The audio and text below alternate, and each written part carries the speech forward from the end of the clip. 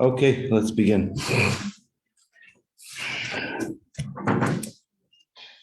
Sorry, I'm a little bit tardy. I'm a little tired. I came back from a trip yesterday. Okay, let's begin. So we are learning the halachas of Pas. Page Nungal. You have your Svarim? Okay, everyone have the Svarim? Okay.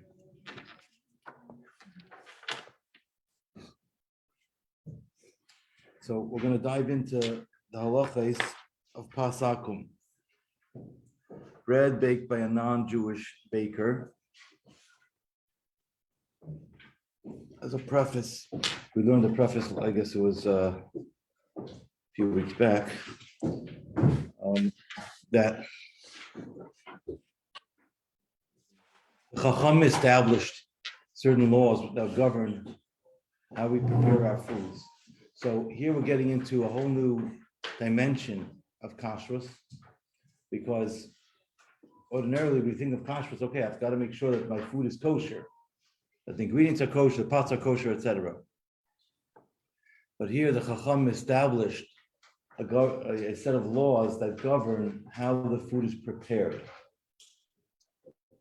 which in essence means that a Jew, in this case, someone who keeps kashrus, observant Jew, according to many opinions, that is, has to be present and be involved in the baking, cooking, and the milking process of bread, cooked foods, and milk, respectively. We'll learn, we're starting with the laws of bread because in halacha there's a concept that we start with, we go from the easier thing to the heavier thing. That's why when we have our Shabbos meal, we first have the fish, and we go to the meat. We go in such an order, which is the way of Torah. So we're starting with Pas. Now, what's interesting about Pas, about bread, is that bread has certain qualities about it that you don't have by other foods. Pirkei Avos says, a person could just live on bread, right? You can live on bread and water alone.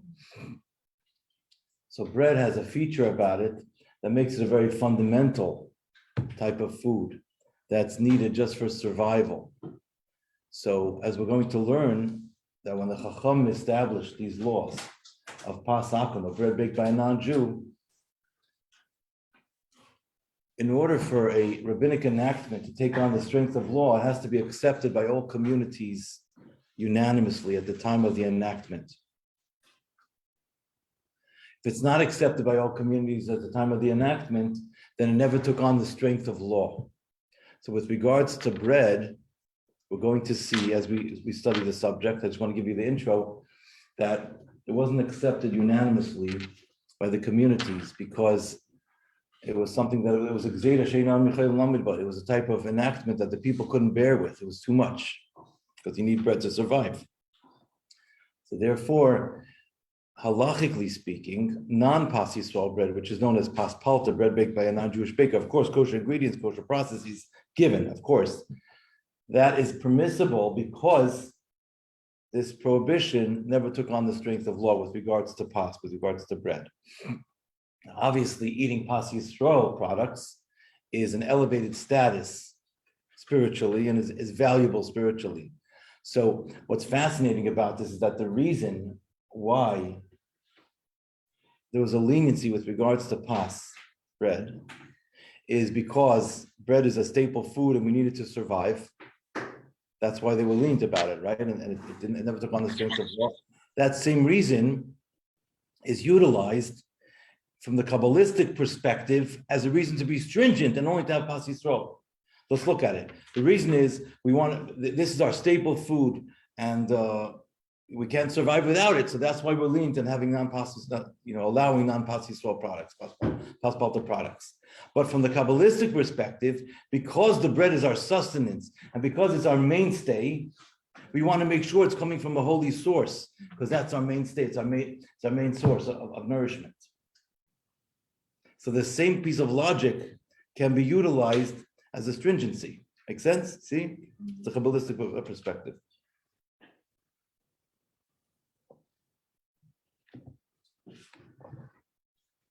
Let's look at it inside. Perek Shlishi Hilchos Pasakum, the laws of Pasakum.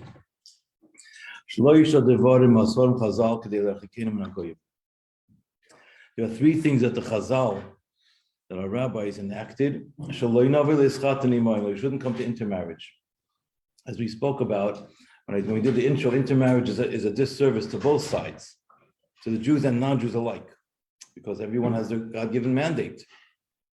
Violating the mandate is a disservice also to the non-Jews and their mandate, the God-given mandate. There were oils that were made by a non-Jew, pitom, bread, and v'tavshileim, and the cooked foods. Those are the three things. We're going to get to the laws of milk later because they're a little bit more strict. The gzeira against oil never took on the strength of law. It was not something that they were able to bear with. The fikach chetiru based in shalach. Therefore, Bezdin that came later, as brought down the Gemara in Avodah Zarah, they permit it. That's why today you're allowed to have oil that was processed by a non-Jew, as long as you make sure it's kosher. It needs a hechsher, but it doesn't have to be a mashgiach there the whole time when they're making the oil. Okay, and there isn't a mashgiach there. That's how almost everybody certifies it. They certify the process. If someone's going to be machmir, say, "Oh, you know what? I'm not going to have any oil unless it's made by a Jew, because I want to be stringent." You're not allowed to do that because the Bezdin already permitted it. And if we're going to be stringent, it's like we're going against the Bezdin. I don't know, but in France, I know that there is some oils we buy without the mention. There's a list of things. Right. Like pure olive oil. Yeah, that's correct. That's what I'm saying, actually. I mean, or you have to make sure the oil's kosher. So the Rabbanim check to make sure that oil's kosher. Extra virgin olive oil, cold pressed. Yeah, but in America, we have the luxury of having stuff with Echshedim, which is even better. In France, you don't have that luxury because it's more limited products. But extra virgin cold pressed olive oil is really considered to be fine universally, if it's really olive oil. Also, the Gzeira of Pasakim was not accepted by most communities. Therefore, there are a lot of leniencies with regards to these laws. The Gzeira Bishalakum was accepted by most communities. Therefore, it took on the strength of law, and it's got its full thrust and full gusto. Make sense?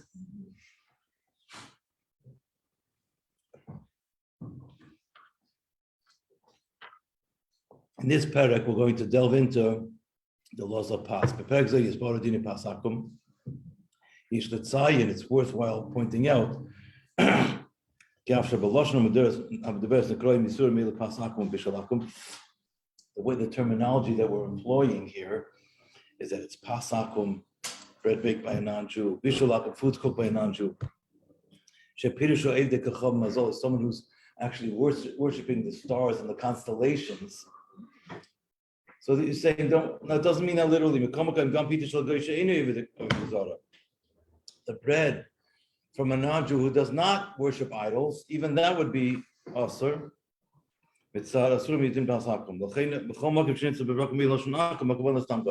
Anytime we use the word akum, it means to any non-Jew. It's a general term. Akum is an acronym, Rashi Tevot.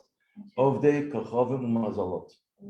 Someone who serves the stars and the constellations, but even a non-Jew who doesn't serve the stars and constellations, even his bread would also be asur from the same reason.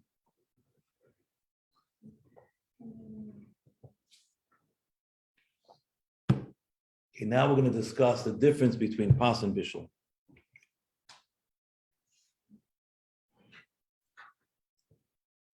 This is my favorite subject, by the way.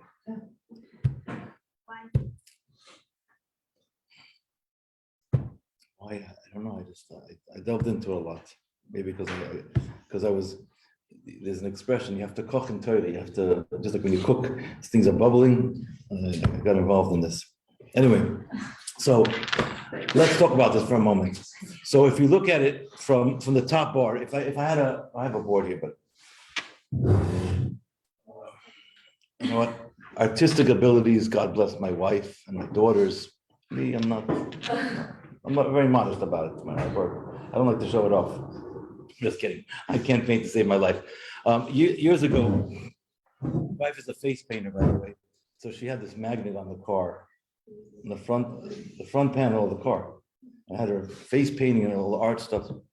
And I had to drive around with this stuff. It was very embarrassing because I drive in Kashrus, I'm eating lunch in the car, and people staring at me, and leave me alone. I don't bother you, don't bother me, type of thing.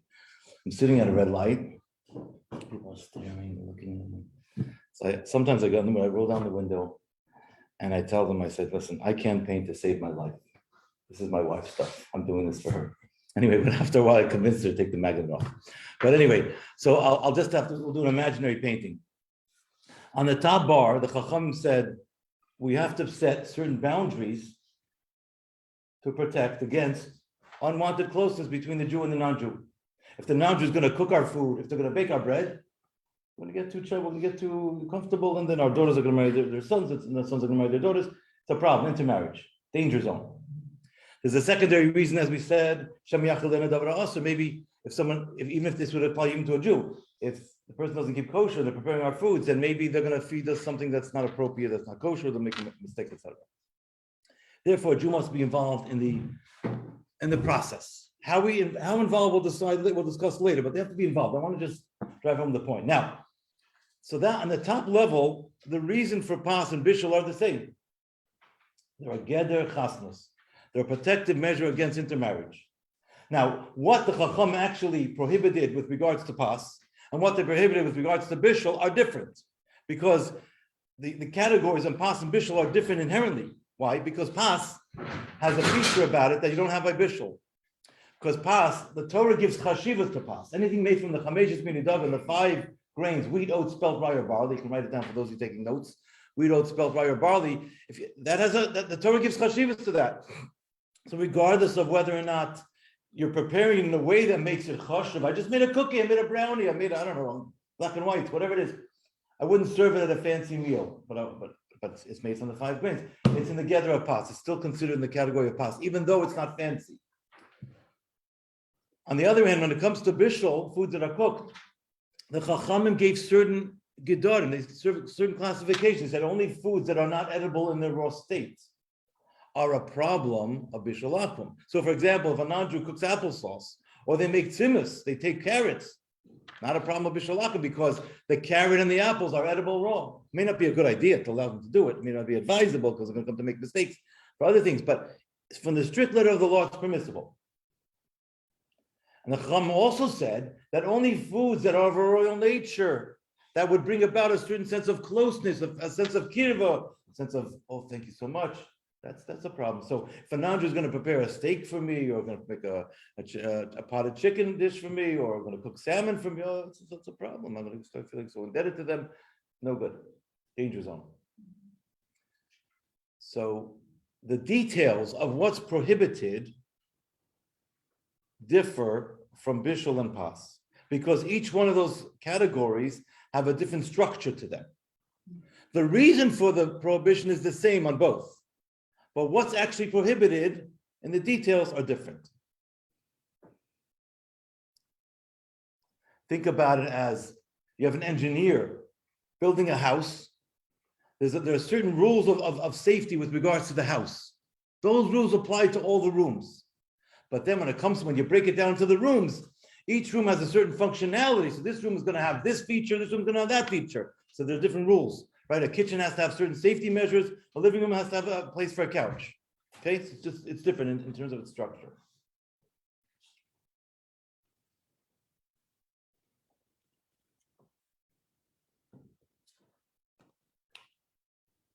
Halacha base. In Pas Akum and Bishul Akum, the difference between Pas Akum and Bishul Akum. Yesh ladas ki yav she'isr Pas Akum demel isr Bishul Akum, even though they're similar, Bishul and Pas. Ki shnei machol inochem masum, because they're both prohibited foods from a non-Jew. As with the Pas, this is talking about bread. This is talking about cooked foods. They're very different from one another, from the stringency and from the level of strictness. Okay, how is this illustrated? The Chacham only prohibited Bishul Akum if the food is chashuv, if it's the type of food that would would create a certain sense of endearment. If it's a very cheap food or a snack food, for example, chocolate. Chocolate's delicious. My wife has to hide it in my kitchen. You know that shit. That's why we have different cabinets. She made extra cabinets so she can change that. She has the hiding place for 4 months, and then I discover it, she finds a new one. Because I'm pretty comfortable with myself. I have a weakness of chocolate. So anyway, but chocolate, it has to be cooked because you have to roast the bean. Because you can't eat the bean the way it is. You have to roast the bean. You have to shell it. Well, I take care of a very large chocolate company. The smell is intoxicating. By the way, you go in there, it's mamish Gan Eden. Anyway, so but it's a cooked product. But at the end, it's served as a snack food. If you make a meal out of chocolate, you won't feel well after a while because it's not meant for a meal. So therefore, it does not have to be Bishul Yisrael. Nobody makes chocolate Bishul Yisrael because it's not a food that's designed to serve at a meal per se. It's a snack food. It's a treat. It's a dessert. If you're really stressed and you need to lift up your mood, then you take a whole bag of chocolate and don't let anyone see. But that's not the norm. That's what I do. I'm just kidding. But no, actually, by the way, my company told me that during times of depression, they make more money when they sell chocolate because people buy more chocolate because it picks up their mood. So they do. Some companies make more money when the world is going through difficult times. Chocolate sells very well. 20-30% rise in sales. For sure, absolutely. So not everybody's crying, poverty during these times. Anyway, but chocolate itself it's a snack food. There's certain types of chocolate that, like the ones that, like if you have chocolate covered nuts, those are very dangerous. I told the manufacturers to put a warning sign on them, addictive. They have it on certain products. Caramel and salt now. I mean, it's mamish. It's and they design them that way. There's a certain mouthfeel. It creates a certain kind of experience. Anyway, what can you do? Anyway, so It says that they had 2 pieces of chocolate today. yeah, Black chocolate, though, not dark caramel. chocolate. Yeah, dark chocolate. Yeah, Really? dark has antioxidants. Yeah, the antioxidants. It's healthy for you, actually. Black Marine, זה הכי טוב. I had a customer. He closed, but he made raw chocolate. He made raw chocolate. You know what raw chocolate is? Regular chocolate. They actually, the chocolate goes through a conch. It gets hot, like 130 degrees. So it takes away some of the nutritional value. It gets lost through the cooking process. It's slightly cooked. But raw chocolate has all the properties in it. It's very bitter. It was bitter, but it was very delicious. Like it had a different effect. It was very expensive. It was like you could sell a small bar for like $7, but it was really special chocolate. His company was called Raw Chocolate Love. The guy was an Israeli fellow. He was really into the whole thing about making chocolate. Anyway, but I think he closed down at this point. Anyway, so chocolate is considered a snack food. And in Mitzvah Shem, you're all going to get married. You're going to hide the chocolate from your husbands. No, I'm just joking. You might have to, though. Anyway, that could be. It could work either way. Yeah. Okay. Anyway, so it has to be the type of food that you would serve at a king's table. You would serve as a meal, and also the type of food that you would eat raw. Well, now on page Nun. But the difference with regards to bread is that Pasakim is prohibited, even if it's not chashuv, because bread inherently has a chashivas, because the Torah says that if it's made from the 5 grains, it's automatically chashuv. It has an inherent chashivas. Sha'asru Chazal kol nikra pas. The Chazal said anything that's called pas, af she'ino ila shulchan malachim. Nimtzer shechamura pasakim bishul akum. It comes out, the net result is that pasakim is more stringent than bishul akum. So too in the reverse, there's a certain stringency that we have by bishul that we don't have by pas. There's a kula by pasakim she'ekelu habi b'isur pasakum. They said Mikim Mishlein is Pashi Yisur B'chol Yisrael. By pasakim, the prohibition didn't get like spread forth by all Jewish communities. They said that pas nachtem nochri, bread baked by a non-Jewish baker is permissible. if you can't find bread baked by a Jew, right? If you live in a place where you cannot get Pas Yisrael, Pas Palter is permissible, even though Hasidim are machmer on it. Aval Isra Bishul Akum is Pasha B'chol Makom, but the prohibition against Bishul Akum was spread to all communities alike. Therefore, there was no difference made between Bishul Bal Habayis, foods cooked by a non-Jewish household, to foods cooked by a non-Jewish manufacturer. When it comes to bread, they did make a difference. They said if it's bread made by a non-Jewish manufacturer, he's a baker, he's not looking to try and befriend you, that his daughter should meet your son should marry the daughter, because he wants business, he wants to make money, he's selling product, he's not doing it as a friendship. They made a difference between, if it's from his house, it's more of a serious thing because it's not for business, it's more for closeness. We're going to explain these details further on. We're going to get into them even more. Another thing, anytime it mentions the permissibility of Pasakum, obviously we're talking about, we have to make sure that the ingredients and the process is kosher. But then we get into the discussion, how involved was the Jew or not.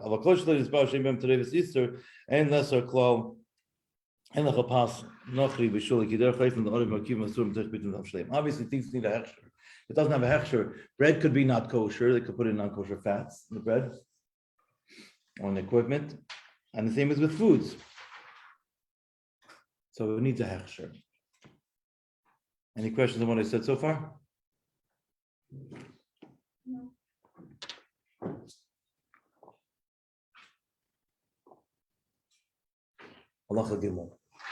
So what's so special about foods? As I said in the intro, foods have the power of drawing people together. People together. If you talk to somebody and you ask them, family, what are their memories of family time? Oh, I remember my grandmother's recipe for gefilte fish, or I remember my mother's turkey, whatever it is, some kind of recipe, because that brings a certain sense of closeness, a bonding experience. Very powerful. So the Torah is saying that we have to just take a certain level of awareness and develop a level of awareness and sense of a boundary and use this power according to Torah. Use it effectively. It's a power. If we use it right, when we use it right, it's very powerful. I'll tell you a story now. Sorry, I like telling stories. I got a phone call 10 years ago, approximately, from a Jew in Borough Park. How many kosher bakeries on Borough Park? Can someone tell me? You can't count. A few. Every block, I think. Yeah. This guy says, Rabbi Hanoka, do you have any bakeries under the OK? Pas Yisrael that make bread. I said, we got tons. You're from Borough Park. I said, we got dozens of them. I started listing. So no, I know all those bakeries. I live there. I said, so what's the problem? You got plenty of food. So I'm looking for a bakery that sells Pas Yisrael breads. I'm looking for something exotic, something that's unusual. Let's say in those days, sourdough was not so popular. So maybe sourdough or Italian slipper bread, whatever it is, ciabatta. I want to get some kind of special bread from my father. Wow, very nice. I said, well, we have a bakery in Manhattan that makes very exotic breads, and Pas Yisrael is available on request. The owner, the manager is from a Yid. I'll give you his number. He'll turn on the fire. We could arrange it. And so it was. So it came to pass. We went and bought the bread. Then I said to him, if you don't mind me asking, but you have so many bakeries where you live. What is the drive and the impetus to go all the way to the Upper East Side to go and get bread over there? It's a long trip from Borough Park. He says to me, my father is a Holocaust survivor. And throughout the horrors of the Holocaust in the camps, all he wanted to do was just have a piece of bread. He kept thinking about just having a piece of bread. That's what kept him alive, just the desire, just have a piece of bread. And now that, thank God, he survived, we constantly look out to try and find him some special piece of bread, some special recipe so that he can live and fulfill that wish of his. I was crying. Amish is very special. Anyway, so we get this experience. So lechem oechad min hagoyim lemizkar v'bnei adam zelazah. Bread brings people together. Fikach asur chacham mishnah lecha pas nochem k'dei shalei l'schaber imoyim. So that we cannot have bread from a non-Jew. Know that we shouldn't bond with them. Rather, we have to be separate. What about a non-Jew who's celibate? Doesn't have children. So you're not going to intermarry. Chacham did not make a differentiation. Still not allowed. Not allowed. It's not allowed either way. What about pas palter?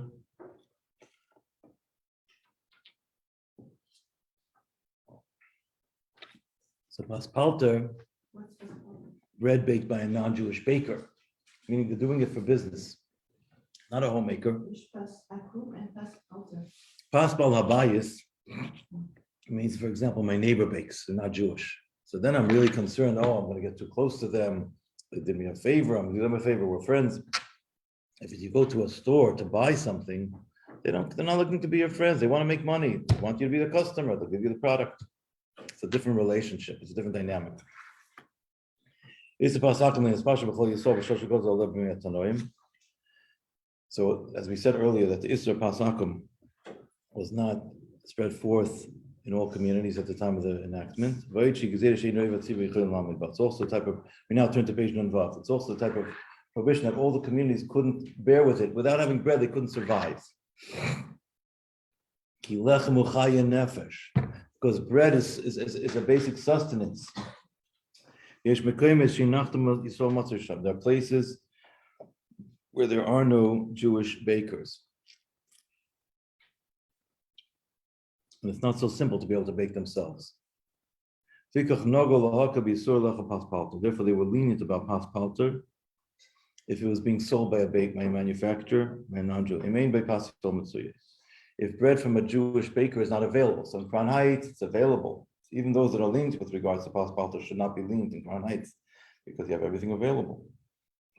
Well, if you live out in places where pas Yisrael is not available, then they have what to rely upon to be lenient.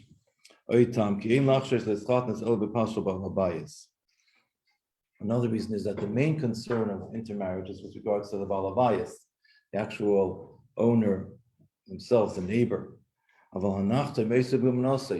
a baker is busy making a living. They're busy with their profession. And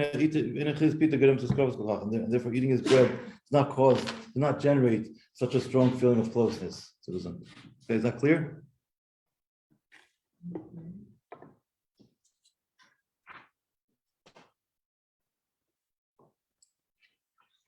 I tell you the story with the cigar. No, I think so. There was a Rav in times gone by, and several generations ago. He was giving a hechsher on a bakery, but they allowed him to give the hechsher, but they didn't allow him to make it pas Yisrael. They didn't allow him to come in and light the fire. You know that the halacha is that if a Jew throws in even just a twig or a burning match, into the fire, that's enough of a contribution to warrant and to consider it as if a Jew is involved in the baking, and that makes it pas Yisrael. So thank God, or to turn on the flame. So thank God, this was probably like a bonfire type of a fire, or sort of live fire. Thank God, the Eibishter, God bless the Jewish people with good brains. So the rabbi is coming in, and he comes in to do his inspection to check the bakery. He's smoking a cigar that he lit himself. So it's Jewish fire. In the middle of the visit, he pretends like he's finished smoking, so he just throws the cigar into the fire. And that's his way of contributing Jewish fire into the fire, and it makes it pas Yisrael. So he figured out a way to work the system.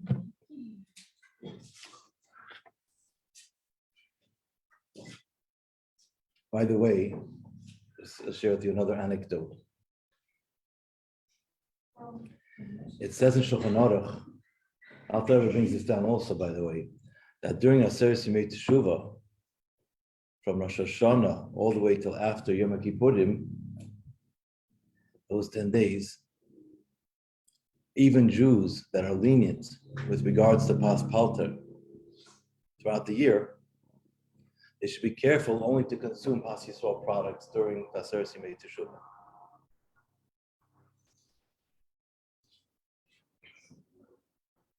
So what I do is, we certify a lot of bakeries that are not pas Yisrael. But I ask my mashgichim during Chodesh Elul, when they go on their visits to the factories, to turn on the fires of these ovens. I don't advertise it to anybody. I don't tell anybody because the package doesn't say pas Yisrael. I'm not sure it's pas Yisrael. But this way, if I'm turning on the ovens, so maybe the Jew that buys that bread is going to be from the bread that the rabbi turned on the fire. So it'll be pas Yisrael. I'm being mezaka another year. I'm able to elevate and help them. And so it's a Mashiach concept that one little twist of the hand, the Jews, the shtatfus and a commercial oven can have such a cataclysmic effect.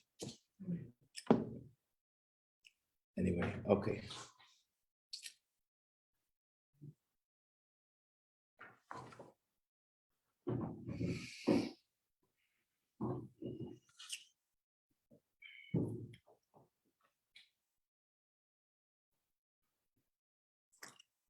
Should we do some more? 5 more minutes. We could tell a story also. Not sure what to do. What's the craziest thing you've experienced in all of your years working in koshers? It's a good question. Thank you. I'm hoping for a good answer. You